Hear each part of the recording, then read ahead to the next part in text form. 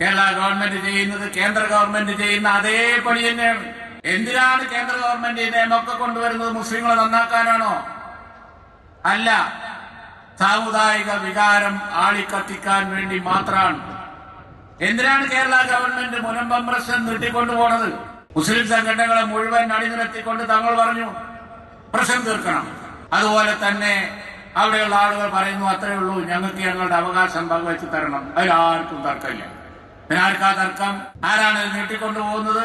ഒരു സംശയവും വേണ്ട, അത് ചെയ്യുന്നത് കേരള ഗവൺമെന്റാണ്. പ്രശ്നം തീർക്കാതെ അതിൽ നിന്ന് രാഷ്ട്രീയ ലാഭം ഉണ്ടാക്കാൻ വേണ്ടി ആ പ്രശ്നം തീർക്കാതെ കൊണ്ടുപോവുകയാണ്. ഇതൊക്കെ ജനങ്ങൾക്ക് മനസ്സിലാവുന്നു. വഖഫ് കിട്ടു വരട്ടെ, അപ്പത്തീരും മുനമ്പം പ്രശ്നം എന്ന് പറഞ്ഞ് താങ്ക്സ് മോഡിക്ക് നന്ദി എന്ന് പറഞ്ഞ് അവിടെ സംഘടിപ്പിച്ച പരിപാടിക്ക് കിരൺ റിജിജുവിനെ കൊണ്ടുവന്നിട്ട്